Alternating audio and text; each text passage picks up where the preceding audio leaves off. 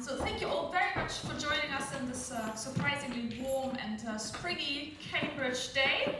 My name is Esther Meyer-Martin. I am the Executive Director of the Wolf Institute. And as in this function, it's my privilege to welcome you to this lecture tonight, which is very kindly being hosted here at St. John's. I would be amiss if I didn't introduce the Wolf Institute to those of you who actually are not familiar with it. We are a research institute which conducts rigorous academic research. We bring about dialogue and positive interactions between faith communities.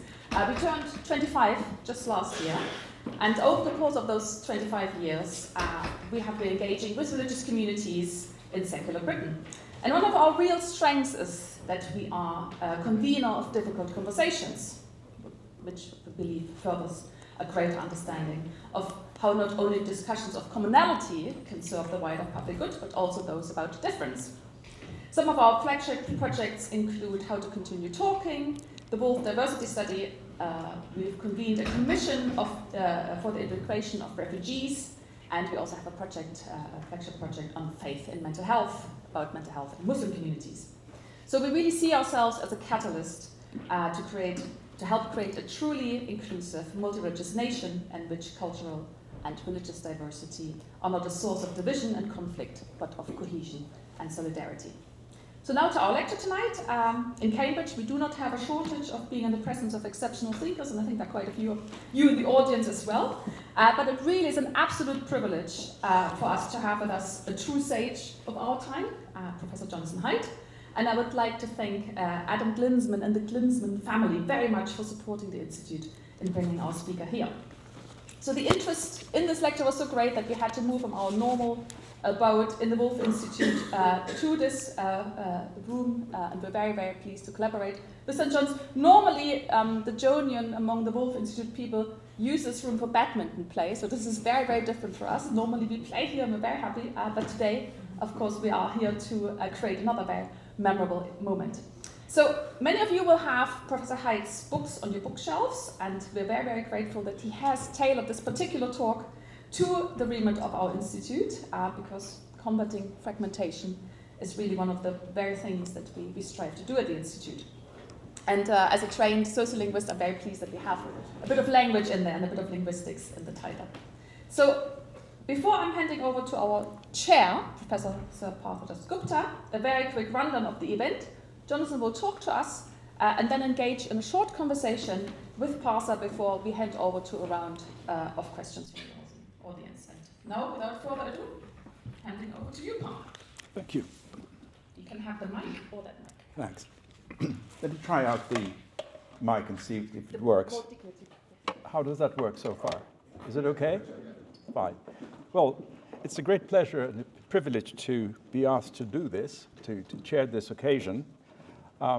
Even I've heard of Professor Haidt, albeit I'm from economics, and you might say, what the hell is an economist doing here on an occasion like this? But we do have a point of contact, and I'll come to that in a minute or so. It'll become clearer as to where the evolutionary psychologist meets with the economist. Well, the details of Professor Haidt are known to you. He's the Thomas Cooley Professor of Ethical Leadership at the Stern School of Business at New York University, and has been there since 2011. But he's had a distinguished career even before taking up this chair. Professor Haidt took his BA from Yale University and then a PhD in psychology from the University of Pennsylvania in 1992, and then held postdoc positions in the University of Chicago, and then assistant professorship at the University of Virginia until taking up the 2011, the chair that he holds. Now, he's also a person is easy to be jealous of if you're an academic, because he writes with grace, is extremely readable, and of course he sells by the millions probably. And that makes one feel even more jealous. Professor Haidt's work has been, as you all know, he's an evolutionary psychologist. And that's the point of contact that is, I know very little psychology, but I do know something about evolutionary biology. And there is a point of contact. While I was reading one of his books, occurred to me that there's a class of questions that we, at least I have, written and published on, just to do with the evolutionary basis for errors that we make in our decision-making processes. As you know, that's a very fertile area of research amongst psychologists, systematic biases in our reasoning. And if they're systematic, there's a warning signal suggesting that maybe it's not irrational. Maybe it's an echo of past choices where it worked then, but perhaps doesn't work now. And in any case, if it's systematic, then you can work against it to correct yourself. So there's a good deal that he will tell us today. He's been concerned mainly with psychology of morality, and the papers that I've read of his in the last week are turning around the issue of the evolution of morality in one form or the other. And today he'll be talking about religion after Babel, 4 observations about religion in an age of fragmentation and anxiety, on which he has written quite a bit recently. Professor Haidt.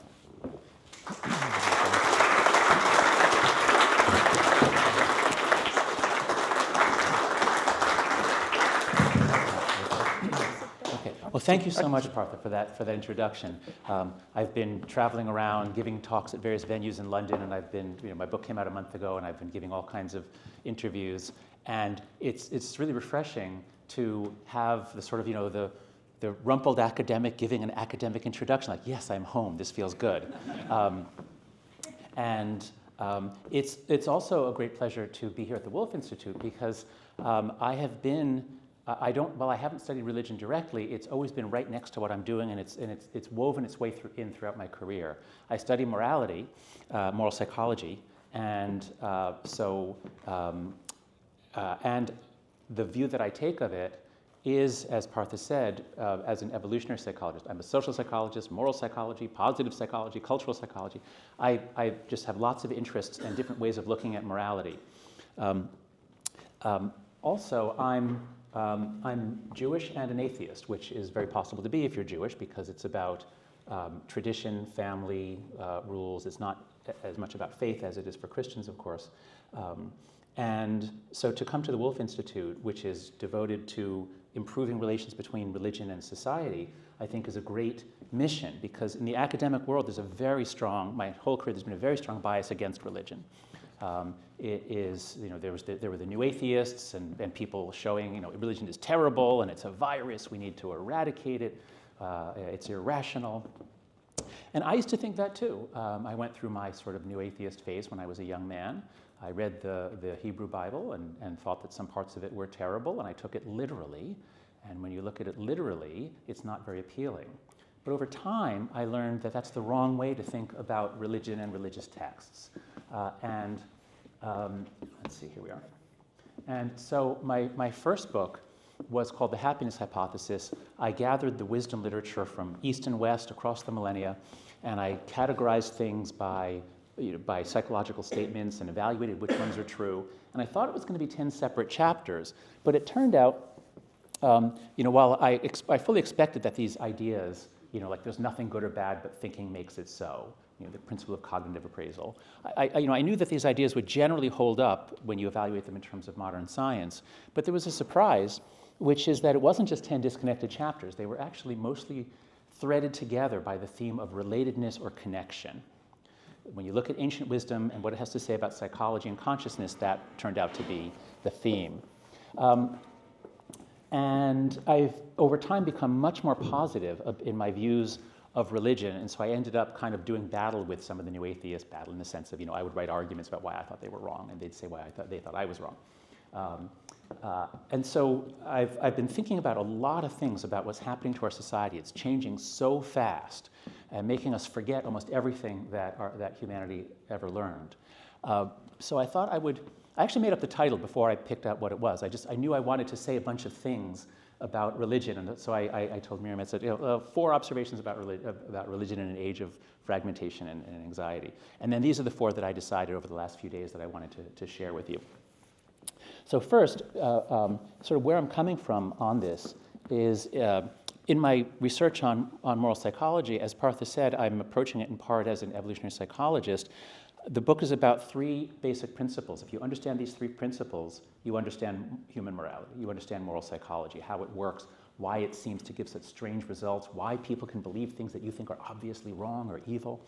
But it's this third one, morality binds and blinds. This, I think, is the coolest of them. This is the most sort of unexpected and the one that you'll probably be least familiar with.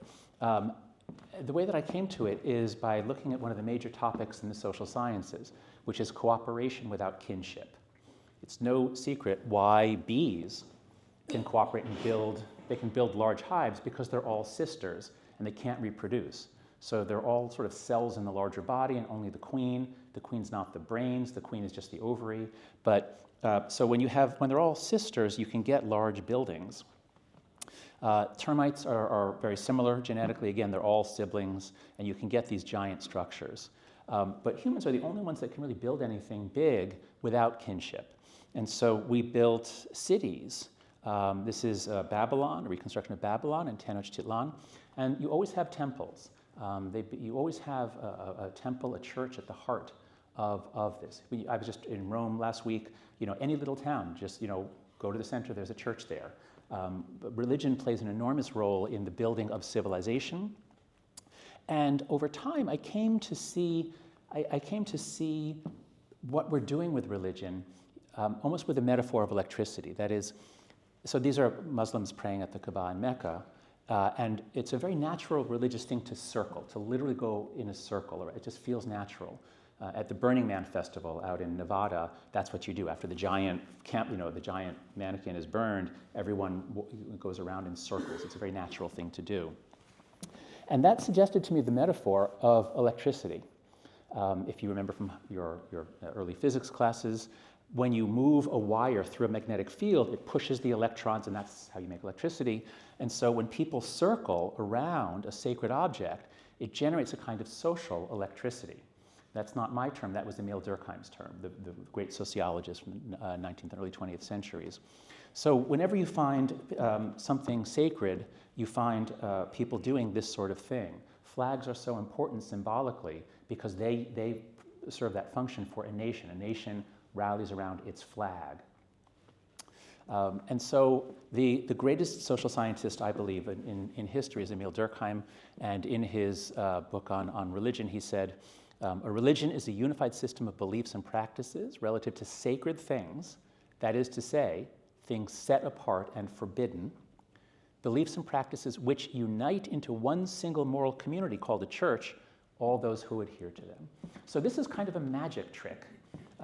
In America, we have the phrase e pluribus unum, and we've been wrestling with this from the beginning. How do you knit all these different states, all these different peoples, all these different religions into one? And so it is a kind of a transubstantiation. Let's take a bunch of individuals, let's make them one. That's magic.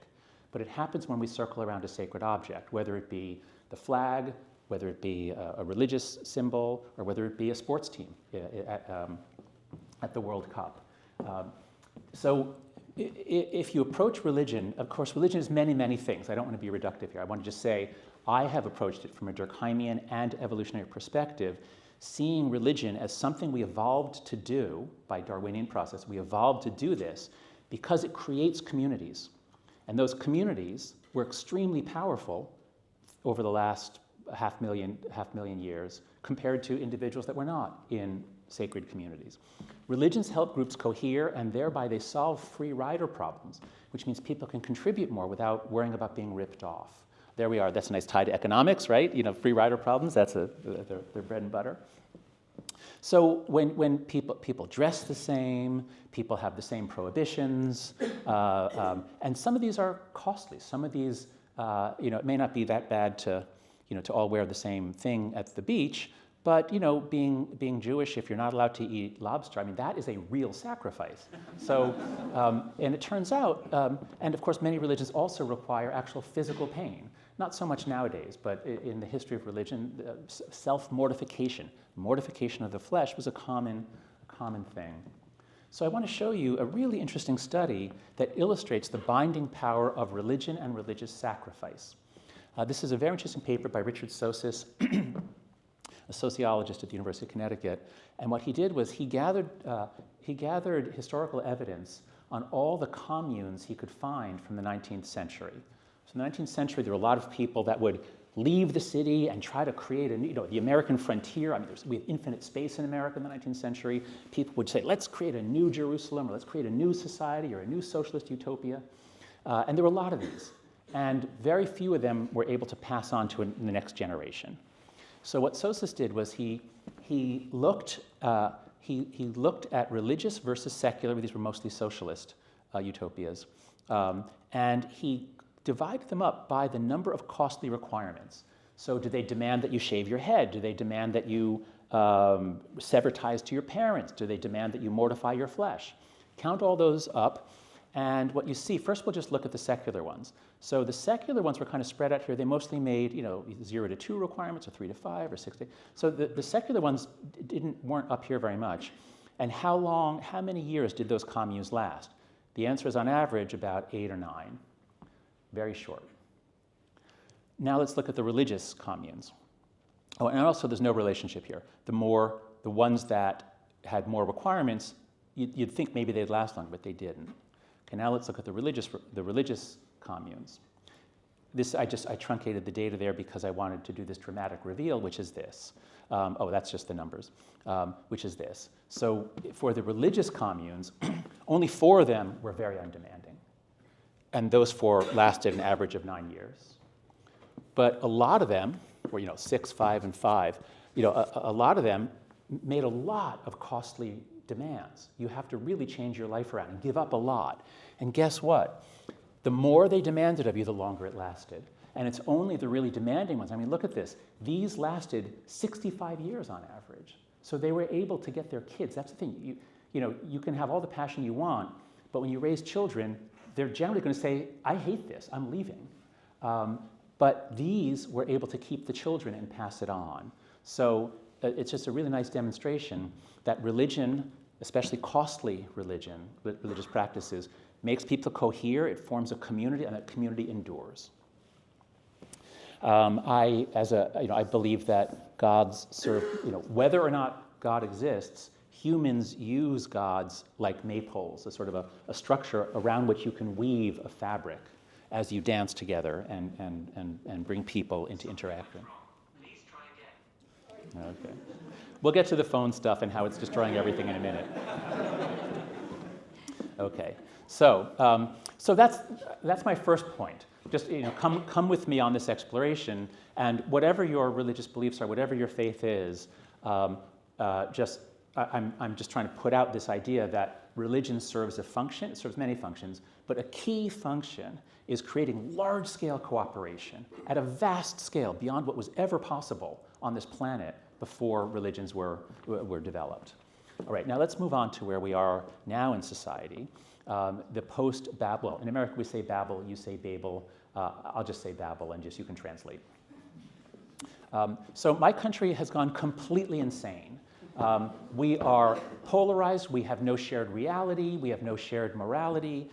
We are really going off the deep end. I'm extremely frightened about what is going to happen over the next 5 or 10 years in my country. And so you certainly see this on the far right, but we also have extraordinary passion and extremity on the far left. We have these protests on both sides that had at least elements that were very aggressive and even some violence, and extremely dividing the country on these matters. In 2014, I began to get very alarmed about rising polarization. Left and right hate each other so much that we can't get anything done. Our Congress is, you have a parliament, which means whoever wins the election, they get to make the laws. Whereas in my country, it was set up so that there'd have to be compromise and working together, and that worked pretty well until recently. Now it doesn't work at all. We can't really do anything. And so I wrote an article with a political scientist on why we're so broken. Why are we so polarized in the United States? And I won't go through these, but there's all sorts of features that experts have pointed to. Media fractionation, cable TV, because you had the BBC here, you had one or two stations for a long time. We had 3 TV networks. So as you get media fractionation, cable TV, then the internet, then social media, this was just my number 4. Now it's my number 1, 2, and 3. Like, I'm really focused on this, what social media is doing to liberal democracy. But there's a whole bunch of features, increasing immigration and racial diversity. If you have immigration without assimilation, that's going to be divisive. Well, I'll show you in the next slide. So there's all these reasons, but I can summarize them all like this. The difference between centripetal force and centrifugal. So if you remember, again, from high school physics, or you could say secondary school physics, if you imagine some kids, there's a pole, they're making a human chain, and then they're running around. And as they run around, the force on their hands, they're holding hands, the force gets stronger and stronger until this one is going to fly off. So the centrifugal force is pulling that kid outward. The centripetal force is delivered through their hands. It's pulling the kid inward. And if you reach a certain speed, the kid's going to fly off. And that's fun, and then they laugh, and that's the game. But a large, diverse liberal democracy should not exist.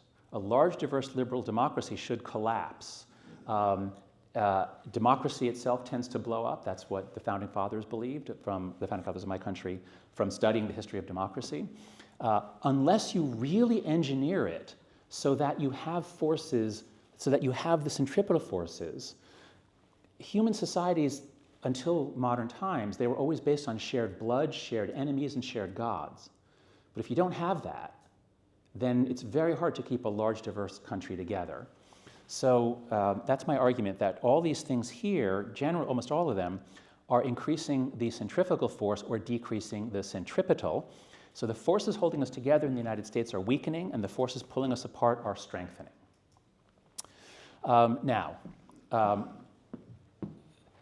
The metaphor that I found most helpful to understand our state, to understand what's happening, and the role of digital media in it, is the Babel story. I think in metaphors, I write in metaphors, and I find metaphors convey an intuitive understanding, and then you can give the data and evidence afterwards. So the Babel story is quite an extraordinary story. It's a very, very short story. It's just about how the descendants of Noah after the flood, everyone's been killed except for Noah's children. They're fruitful, they're multiplying, there are more and more people. They get to the land of Shinar, a valley, I think it was, and they decide to build a city. And they build a city with walls, and they build a tower to reach unto the heavens. And the Lord is not pleased by this hubris, by this arrogance of people trying to reach the heavens, and there's some hint that they're doing it so that God can't flood them again. So God is not pleased. He says, behold, the people is one, they have all one language, and this they begin to do. And now nothing will be restrained from them, which they have imagined to do. So this is unacceptable. And God says, let us go down and there confound their language, that they may not understand one another's speech. And when I reread that line a couple of years ago, just a bulb went off in my head, because I've been wrestling with what is social media doing to us? What is this weird way of conducting our public discourse on Twitter and Facebook? What is this doing to us? And when I reread the Babel story, it was like, yes, that's what it is. The more we're connected on these weird platforms, the less we can understand each other. When we were all connected by telephones, that was amazing. You call someone up, you talk to them, you understand them. But when you're connected by little things you're typing into the ether with no context and strangers, it's terrible. The more connected we are by social media, the less we can understand each other. So I thought this was a very, very good metaphor. And it's just so evocative. I mean, imagine being those descendants of Noah, you and your siblings and your cousins and your second and third cousins, and you build this magnificent city, this magnificent tower, and you'd be feeling pretty good about yourselves and where we're going and where we're heading and progress. And then one day, out of nowhere, it all comes crashing down. And it's not just that it comes crashing down, it's that this greatest catastrophe hitting humanity, you can't even talk to your neighbor about it because you now speak different languages. That's the way I feel. That's the way I feel as an American who used to be very optimistic about my country and its future. I'm focusing on America. These problems are happening to other countries too, but not to all liberal democracies. But I think all are at risk. All are at risk if they don't get the centripetal forces right. So I use this as the basis of an article in The Atlantic. The Atlantic is very good at making up headlines. This was not my headline, but I think it did pretty well. Why the past 10 years of American life have been uniquely stupid. Because that's the way we all feel. Like, what the hell is happening? Why are we doing such stupid, stupid things, self-destructive things? So here's how we got there. Because the story started off fantastically. I was born in 1963, so I was still a young man when the Berlin Wall fell. I had the experience of living during the Cold War and imagining that there's a really good chance that there will be a nuclear war and we'll all be killed. It's not 90%, but it's not 10%. It's somewhere in between. It just seemed like there's no way we're going to go 50 years without an accident, without a provocation. And so when the Berlin Wall fell, many of you remember that. It was a magical release. It was like a future is opening up, a bright future is opening up for us. Liberal democracy has won. We beat fascism, we beat communism, and now people are free. And so we began thinking, well, maybe all that history stuff, that process, the constant war, maybe that's over. That was the dream that we had. And then the internet comes in. Around 1994, 1995, we begin to see browsers, which is like omniscience. You can get any information, and so that's great for democracy, right? How can a dictator keep down the people when they're disconnected? They can organize against him. The people can say no, the people can organize, and so we all thought, oh boy, there's no way China is ever going to keep out the internet. Good luck with that. And then we get all the way to 2011 when the Arab Spring happens, and now it's just totally clear that social media is going to bring democracy to the world, and no dictator can stand up to it. And so we're all techno-optimists, not all, but we have this sense that this magical technology, the internet, the smartphone, Facebook, people are connected, people are doing things, they're starting businesses, they're starting movements, they're finding love. Amazing, right? So we were generally very optimistic in the early 2010s about the technology and just the way it fosters people's movements around the world, Occupy Wall Street, all sorts of democratic movements. And we were so optimistic that Time magazine named Mark Zuckerberg Person of the Year.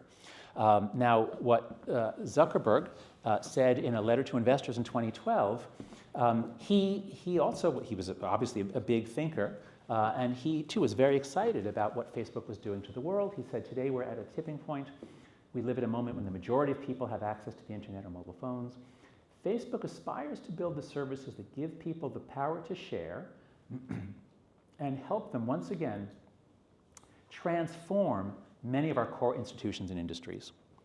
So that would seem very exciting. Oh yeah, let's transform everything. But if you're a little older, or if you've read any conservative philosophy or Edmund Burke, you'd say, wait a second, you can't just go messing with institutions. We don't know how they work. We've come to rely on them. You can't just go changing them and expect everything to work out well. There are always terrible, unanticipated consequences. But that's what we did. Everything has been changing since the early 2010s. And I want to point out that early social media actually was not toxic. It was not really a cause for concern so this is Friendster, which is one of the first around 2002 or 2003. This is MySpace, and this is early Facebook.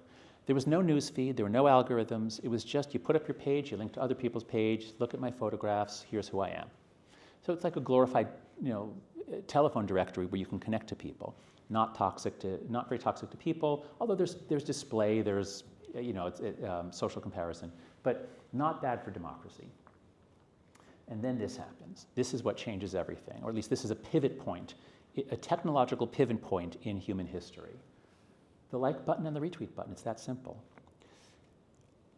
Before then, you could make something go viral in the sense that you could send a joke to 20 people, and maybe some of those people would send, by email, they'd send that joke on, and over a course of a few months, it would kind of go viral in that lots of people would hear the joke.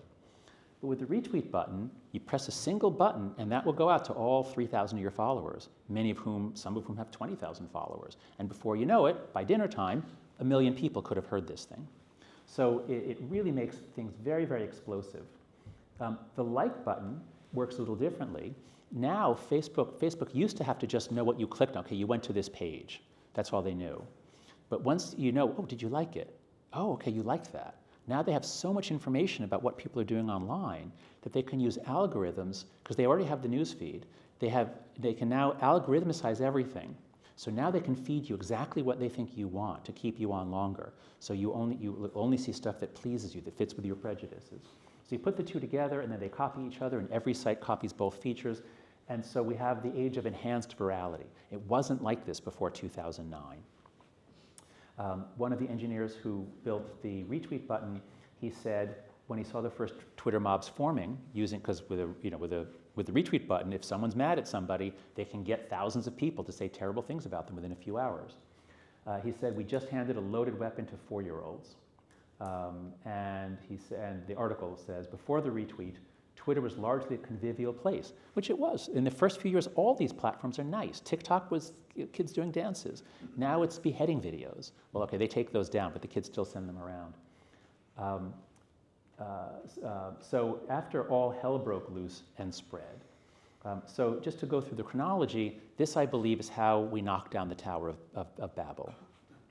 The Tower of Babel indicates human unity. And this they begin to do, and they have all one language. And actually, in 2011 is when Google Translate becomes available on all mobile devices. So in a sense, 2011 is when we rebuilt the Tower of Babel. And now anyone can talk to anyone on the planet, thanks to Google Translate. So 2011, this whole period was an amazing period. We built the tower again, and then we knocked it down. So in 2009, we get those two buttons. In 2010, Facebook fully algorithmicizes the news feed, which becomes much more addictive, much more engaging. And now their ad-based business model really starts taking off. Originally, they had no business model. They didn't have a way to make money. But they figured it out, and they got it going, and here's where it really starts up. The site Upworthy masters headline packaging so that there's a sort of a science to getting people to click on your thing to make it go viral. It's all about going viral now in the 2010s. And the major mainstream news outlets have to adapt or die. They have to have clickbait headlines. Even the New York Times went for it a little bit. So everything is changing. In 2013, Facebook introduces threaded comments. So now whatever someone says, of course, people could comment before, but now, for the first time, you can comment on the commenters. So if someone says something, a celebrity has a post, and Joe Nobody says, you're a complete jerk and I hate you and you should die. And then someone now can fight with that person here, and they're fighting, and everybody looking at the thread gets to see it. So now everybody can fight in public. And they're incentivized to, because that's how you get followers, that's how you get likes, that's how you show you matter. So this is basically when the virality and the hostility just orders of magnitude greater than they were before, say, 2008. And this is also when Russia really activates its Internet Research Agency. Russia has been trying to divide the United States since the 1950s. They had a program of active measures to make they would vandalize synagogues to make people think it's anti-Semitic. They would do anti-black graffiti. I mean, they were really trying to foment race wars and division. But that was costly. They had to fly someone over from Russia and then be a double agent, all that stuff. Now they just sit in St. Petersburg and they make up stuff and they get us to spread it. So 2014, I think, is when I would say the tower falls and we have a new age of chaos and hostility. It does benefit the far left, far right trolls and Russian agents. It is good for some people. But for the middle 90% or 80% of the country, politically, I think it's a disaster. So that's why I date 2014 as the fall of the Tower of Babel, and it's been chaos and insanity ever since, at least in my country. So just to show, again, some of the movements, once you understand the Durkheimian view of our religious minds, because we evolved for religion, so if you don't have a real religion that evolved culturally over thousands of years, you have an opening for new religions, for political movements, politics as religion. And so organizing around George Floyd, around Donald Trump, this is sort of religious psychology run amok. All right, so that's my point about at least America is really coming apart. It's the Tower of Babel, and we need better ways to hold ourselves together. We need more centripetal force, and religion historically has provided that. But it's tricky because religion is about binding each religion together. And so, as Miriam said, the goal is to have religious diversity be a cause of cohesion. I'm not saying that's impossible, but on its face, that's really hard. It can be done, but it's really hard. Okay, continuing with the theme of binding, my third point about religion is that in the Great Rewiring, which happened between 2010 and 2015, the Great Rewiring of Childhood, I'll show you some data from my new book, from The Anxious Generation, and I'll show you a really interesting finding that we've only mentioned briefly in some Substack posts, which is that religion has protective effects, and it's the secular kids who really got washed away. So the summary of the book is a tragedy in 2 acts. Act 1 is where the play-based childhood fades out. We're mammals, all mammals play. Mammals have to play to wire up their brains. And all of us, the older people in the room, we all played a lot when we were kids. We were out with our friends. You go out after school. Your mother doesn't know where you are, but you'll come home for dinner, or you'll come home when it gets dark. And that's the way it was. Even when there was a crime wave, even when there were risks, kids went out and played. It was just natural. Of course they're going to be out with each other. But we gradually, both in America and Britain, we freak out first in the 80s, you freak out in the 90s, that if we let our kids out, they're going to be sexually molested, they're going to be abducted, they're going to be hit by a car, we have to protect them, we have to keep them in. So this is fading out from 1980 to 2010. The play-based childhood, which is the normal, healthy human childhood, is beginning to disappear. During all this time, computers are getting better, home computers are coming in, the internet arrives, it's getting better and better, data speeds are picking up. So what are kids doing? They're not outside playing with their friends, they're inside, maybe playing with a friend on a computer early on. It used to be that to play video games, you could actually go over to each other's house and sit next to each other and play a video game. But now you can't do that. Now if a boy wants to play video games with his friends, he has to go home alone so that he can have his headset and his controller and his screen. You can't go over to a friend's house to play video. I mean, there might be some way you can, but for the major games that they play, you have to be separate. So between 2010 and 2015 is when everything changes. This was very gradual. Kids are spending more and more time on the internet, more and more time on screens, but it super accelerates after 2010. Because in 2009, 2010, almost all kids had a flip phone or a brick phone. They didn't have smartphones. They were just coming in. And in 2007-8, there was no app store, there were no push notifications. So kids were still on flip phones. And then by 2015, everyone has a smartphone, high-speed data plan, front-facing camera, push notifications, hundreds of apps. And now the smartphone basically takes over life. It's what kids do. They're mostly on their phones. Most waking hours, if they're not literally on their phone, they're thinking about it in between time, because the drama, the life, the social life is all in the virtual world. Another way to say this is that we have overprotected our children in the real world and we have underprotected them online. That's what my book is about. Now, I just want to show you some data because our 2 countries are going through the same thing. In fact, all the English-speaking countries are going through exactly the same thing at the same time. The Nordic countries too. It's not all countries, but it is the most developed countries, the countries that give a lot of freedom, and that turns out to be important. So these are the rates of disorders from American college students.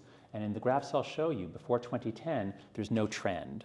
Things weren't getting better or worse. Things were pretty stable from the late 90s to 2010.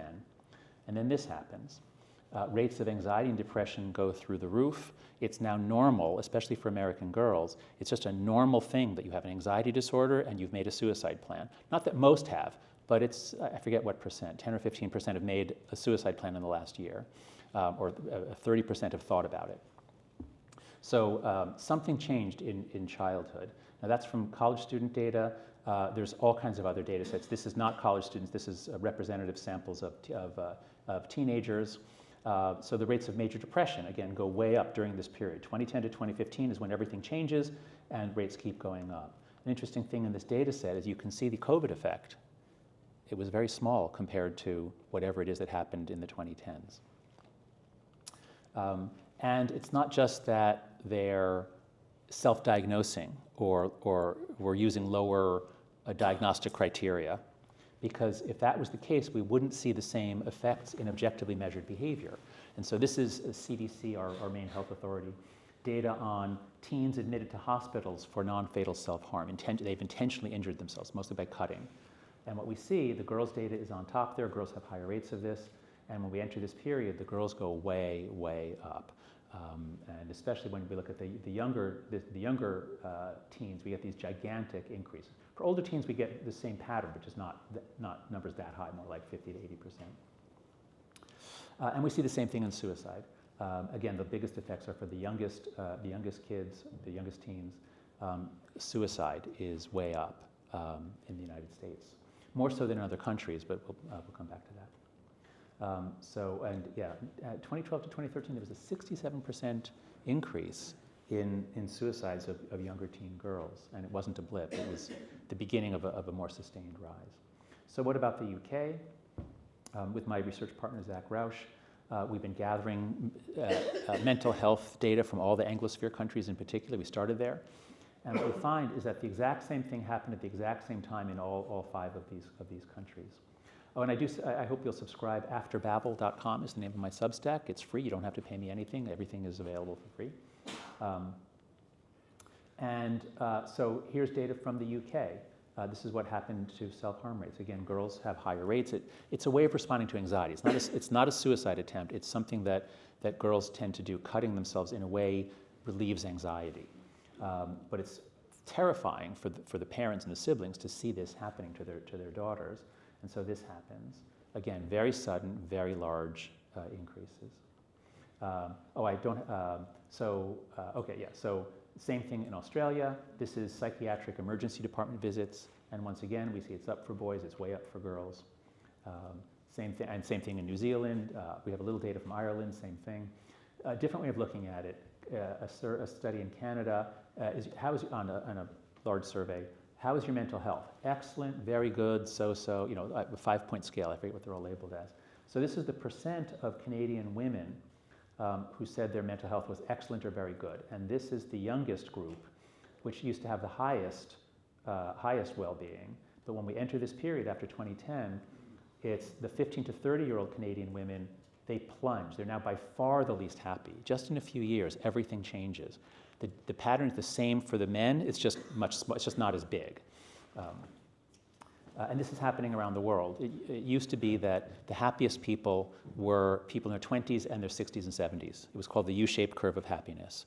Middle-aged people are the least happy. They have the weight of the world. They've got kids. They've got parents. They've got a job. They've got stress. But the 20s, late teens and 20s, and then 60s and 70s, those are the happiest people. This was a global phenomenon. It was thought to be just a fact about life. Until about 10 years ago. It's no longer true. Old people haven't changed, but young people are now the least happy, at least in the developed countries. Young people are the least happy people. Okay, now, to bring this around to, so I love talking about this. I'm so excited about the new book. I'm not going to talk about it here, but I'm happy to do it in questions. We can actually address this relatively easily with changing a few norms, but we can come back to that. The link to religion came about in this way. Early on, or a couple of years ago, it was discovered that there's an interesting political split on who has gotten depressed. So when you look at the largest national survey we have of 8th, 10th, and 12th graders, that's up to 18 years old. For the 12th graders, for the 18-year-olds, the survey asks, are you conservative? Are you liberal? On a 5-point scale, where are you? And so we can plot depressive affect score, summing 4 questions together that get at depression. What we see is that liberals are slightly more depressed than conservatives. That's been long known. Conservatives are a little bit happier. Religious people are a little bit happier. Those are just very constant findings in positive psychology. So that was all true up until 2010, and then this is what happens. So the female liberals go up first, and they go up the most, followed by the male liberals. So everyone's up, but whatever it is that happened, it especially hit girls on the left. Now, I had an idea as to why this is, because in The Righteous Mind, which is all about left-right psychology, I said the left has more of a John Stuart Mill morality. You can do what you want as long as you don't hurt someone. It's about freedom. And the right has a more Durkheimian morality, more about binding. There are traditions, there are rules. You have to go visit your grandmother. You have to go to church. So the morality on the right, the social right we're talking about, is more binding. And so when I saw this, I thought, well, maybe that's what it is. I just came across this article recently on why Israelis are so happy, and this is even during the horrors that are happening now. Israelis are actually very happy people, and because they are so communal, their situation is such that they have incredibly strong centripetal force. They've got their divisions, huge divisions, but they've got incredibly strong centripetal force in Israel. All who are not Orthodox join the army, male and female. So this Israeli says, Israelis pursue happiness through family and community, feeling rooted. This is crucial, feeling rooted. Now, in the United States, religion, which used to be one of the main rooting forces, church membership has been declining slowly until the 21st century, and then faster as we go on in time. Basically, once everyone gets a smartphone, there's less of everything else. There's less sex, there's less dating. Even married couples are having less sex than they did in 2010 because no one has time. Everyone's on their phone. But interestingly, who is it who's not going to church? It's only the liberals. So it used to be in the United States that if you knew someone was a Democrat, they might go to church. And that's not true anymore. If they're Democrat, they don't go to church, most likely. So the right hasn't really changed, but the left has sort of left religion. Now, this is data from high school students, 18-year-olds reporting on their lives. And so never go to religious services. We break it up by gender and politics. We see, again, the conservatives don't change much. They're up a little. They're up, this is before COVID. They're up a little, but it's really the liberals that have been drifting more and more non-religious. And so then when we look at languishings, there are four items, or six actually, such as sometimes I think I am no good at all, or I feel that my life is not very useful. So this is the data for males, which is a little less clear. So you see there's not much difference between the four groups until we get into this period. And then the conservative religious people, the conservative kids who say religion is important, they go up a little, but everyone else goes up a lot. It's as though they were rooted in a way that when the tsunami swept over, when everything moved onto the phone, when kids stopped seeing each other, when everything is looking at a screen, when everything is social comparison, these three groups got washed away into the feeling of uselessness, whereas the conservative religious kids, much less so. For the girls, it's even more clear. This is just female 18-year-olds in American high schools. Once again, the religious conservative girls, there's some movement, but it's not huge. It's especially the secular liberals. They're the ones, they were not different. There was no difference in the 1990s. But as the left moves away from religion, its kids become unrooted, which wasn't so bad before 2010, but was disastrous after 2010. At least that's my hypothesis. I can't prove that, but that's what I think has happened. I especially think religion is crucial because of these analyses. Let's look at the rest of Europe, not just the Anglosphere. So when we look at psychological distress by sex, this is a very different survey, HBSC, HSBC, I can't remember that. A measure of high psychological distress. We see boys, this is across all European countries. Boys are up a little in that, girls are up a lot more. But let's break it down by country. So here what we're doing is we're taking the average of a bunch of countries. And so if we so Zach broke it up in a lot of different ways. Just according to statistics in the report, highly individualistic countries included the UK, Hungary, Belgium. So these are, if you just take the average data for these countries versus the low individualism countries like Greece, Croatia, Bulgaria, Romania, Austria, what you see is that for the boys, the high individualism, they increase more, 30% versus 14%. So it's not dramatic, but it is twice the size of the increase. But the really big increase is the girls in the highly individualistic countries. They're the ones whose lives really changed. They're much more psychologically distressed within Europe. This is all of Europe, or at least these countries. It's that group. So then, we get really consistent results. Zach then divided it up by religiosity. So the most religious countries in Europe are more Eastern and Southern: Romania, Greece, Croatia, Poland, Portugal, Ukraine. So when we look at those are the high religiosity countries. The low religiosity countries, once again, includes the UK, Sweden, Denmark, France. And so what we see there is, once again, 55% increase for the girls in the less religious countries, whereas in the girls in the highly religious countries, they're up. Everyone's up, but the change is especially hitting the girls who are not rooted. They're the ones who get washed away into depression, anxiety, and self-harm. And I have this quote from Durkheim in the book. I just love Emil Durkheim. He gave us the concept of anomie, normlessness, when it's not clear that there are rules. Kids need structure. They need rules. They might break the rules, but they need rules. If you take away the rules, you say anything's permitted, they can't flourish. This was Durkheim's point in his book Suicide. And so Durkheim says, if this binding social order, if it dissolves, if we no longer feel it in existence in action about us and above us, then whatever is social is deprived of all objective foundation. It's like we're just drifting through space. All that remains is an artificial combination of illusory images, a phantasmagoria vanishing at the least reflection that is nothing which can be a goal for our action. And what happens after 2010 is that young people who shift their lives into the virtual world, all these measures of uselessness, sometimes I think my life is pointless, I feel I'm no good at all these things go shooting up after around 2010, 2012. So my conclusion in the book is that I believe that Durkheim's point, this is what happened to Gen Z.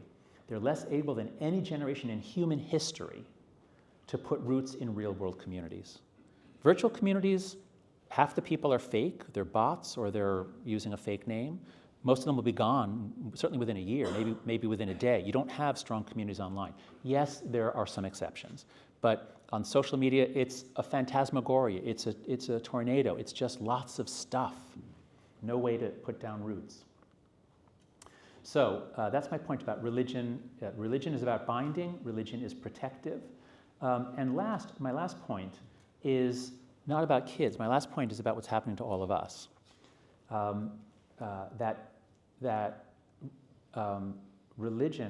Religious practices are elevating, and a life online is degrading.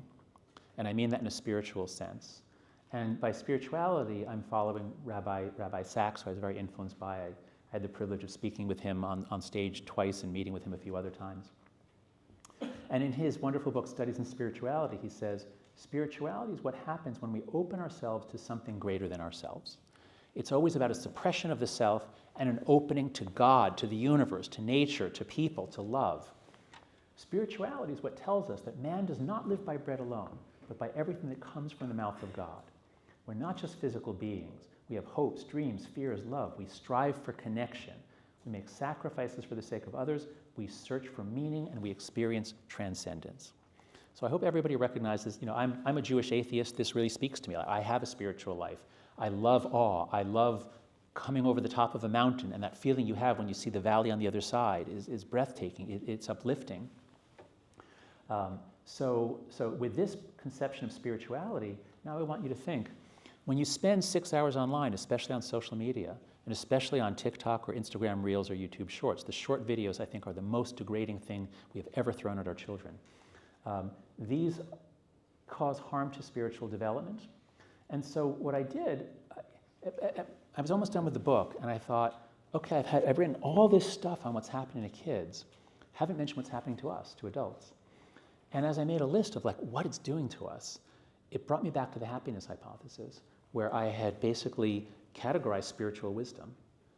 And I realized, so I had a vocabulary and a psychological vocabulary to come up with this list. These are all spiritual practices. These are all things that are characteristic of spiritual traditions or things that we are urged to do as part of our spiritual progress.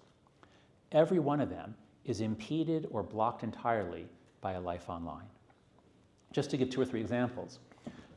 So Freya Indy is this wonderful British writer who's now working with me at After Babel, at the Anxious Generation website and project. Freya just posted this article yesterday so this is Auschwitz. These are teens who are here to visit Auschwitz, and they're posing for a fashion selfie. So as I said here, shared sacredness. There is structure of time, space, and attention. This is particularly clear in Judaism, where the Sabbath, the Shabbat, it really is a time you do not use devices. Jewish kids in Orthodox families, they're not on their phones for 24 hours or 25 hours each week. There are holy places in every religion. There are places where, like, you wouldn't bring, you wouldn't slaughter a pig in a church. Like you would, we have a concept of desecration. But once you go into the virtual world, everything is the same. Nothing is sacred. Everything's an opportunity for a selfie. Everything is about you and your brand.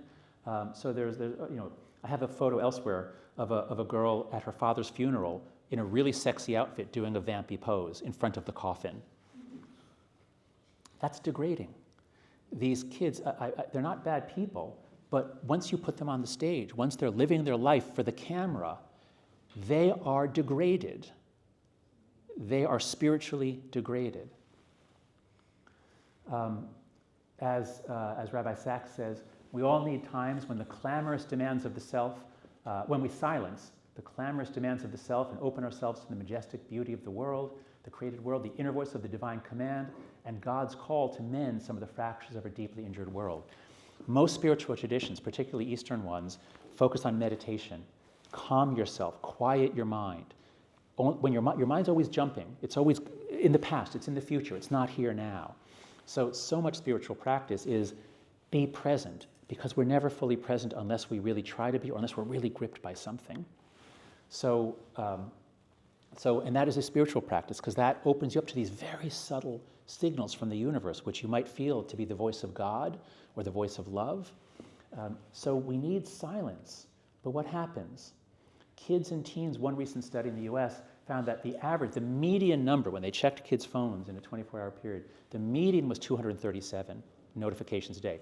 It's vibrating in their pocket, they're getting alerts. 237 times a day is the average. For some kids, it was several thousand. If you're on group texts, you're getting hundreds and hundreds of notifications each hour, perhaps. So there is no silence, there is no stillness. When you look at the way adolescents are now, where they are literally on their phone most of their waking hours, and even in school they're on their phones, I think it's possible that many young people, especially the younger members of Gen Z, have never been fully present in anything in their entire lives. They just have never been present, because even if they're talking to you, even if you say, put the phone down, they're thinking about their life is there, their relationships are there, they're thinking about what people are saying. So this just devastates silence and stillness. And then moral judgment. The religious traditions don't say, judge savagely and quickly. They say, judge not lest ye be judged. They say, slow down, be more forgiving, give people grace. This is one of my favorite quotes. I love this. This is so insightful about moral psychology from a Buddhist monk in 700. The perfect way is only difficult for those who pick and choose. Do not like, do not dislike, and all will become clear. Once you start saying good, evil, like, dislike, you lose that equanimity of moving through the world and not letting it touch you. You're always making judgments. So if you want the truth to stand clear before you, never be for or against. The struggle between for and against is the mind's worst disease. But what happens online? It supercharges the battle of good versus evil. It's constant. So just a humorous portrayal, the Babylon Bee is a satirical website in the United States. Twitter introduces new send mob feature. If someone says something you don't like, send a mob to attack them. So for example, some guy posts, people should not be treated differently because of their skin color. Just press the send mob button and they will be destroyed. This was just a, let's see, I have some other slides there. Oh, this was, let me see, this was, oh, okay, all right, I must have, I just wanted to end by going back to this slide. I guess I must have had it hidden. So if you look at this list, this is a guide to spiritual progress. And if you or your kids are living their lives online, then probably they are spiritually degraded. Even if they're not mentally ill, even if they're not depressed or anxious, they're living a life that is baser, lower, less flourishing than they would be. I think I will stop there. I just wanted to show my table of contents, the four, well, all right, anyway, if you remember what they are, the four, I thought I had it there. So that's my talk. Let's talk. Thank you.